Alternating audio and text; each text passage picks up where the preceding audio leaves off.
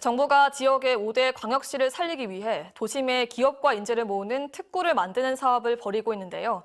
아직까지 울산은 입지 선정도 하지 못한 채 사업이 표류하고 있습니다. 지역 간 유치 갈등을 풀지 못했기 때문인데 이러다 사업이 아예 물 건너가는 건 아닌지 우려가 나오고 있습니다. 유희정 기자가 취재했습니다. IT 기업과 첨단 스타트업이 모여있는 경기도 판교의 테크노밸리. 정부는 지난해 9월 지역 5대 광역시에 이 같은 혁신 공간을 조성하겠다는 도심 융합 특구 사업을 시작했습니다.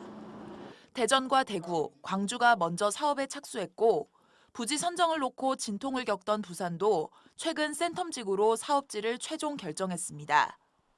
하지만 울산은 1년 넘게 입지 선정조차 못하고 있습니다. 울주군 KTX 역세권과 중구 장현 산업단지 일대를 놓고 지역 간 힘겨루기가 벌어진 겁니다.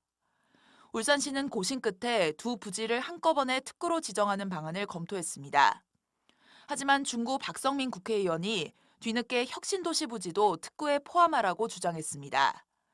결국 후보지 면적은 500만 제곱미터를 넘어섰고 두 부지 간의 거리도 20km 이상 멀어졌습니다. 한 지역에 밀집된 거점을 조성한다는 정부의 구상과 정반대로 후보지를 정한 겁니다. 또 혁신도시가 포함되면서 도심이라고 보기에는 지나치게 규모가 커졌습니다. 이미 지정된 다른 광역시 4곳의 특구 면적을 다 합친 것보다도 울산의 후보지 면적이 넓어져 버린 겁니다.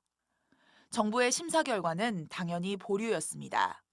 20km 넘는 그 두 지역인데 그거를 그냥 하나로 그냥 이게 특구입니다 하고 가지고 왔는데 거점이라는 게 사실은 일단은 한 곳에 근접거리에 있어야 되는 게 맞다라고 저희 그 전문위원들이 판단을 하신 거고요.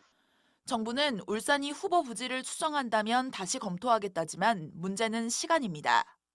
이미 부지를 정한 도시들은 산업 육성과 인재 유치 방안을 연구하기 시작했습니다.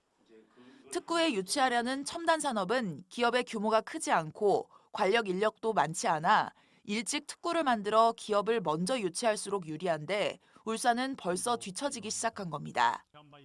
이러다 보니 울산이 집안 싸움 때문에 사업 기회 자체를 놓치는 것 아니냐는 우려마저 나오고 있습니다.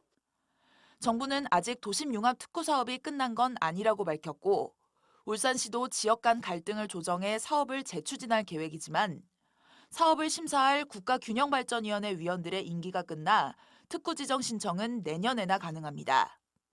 그런데 내년은 대선과 지방선거로 정치권의 이해관계가 가장 첨예하게 부딪히는 시점이라 지역 간 유치 경쟁을 원만하게 조율할 수 있을지 의문이 제기되고 있습니다. MBC 뉴스 유희정입니다.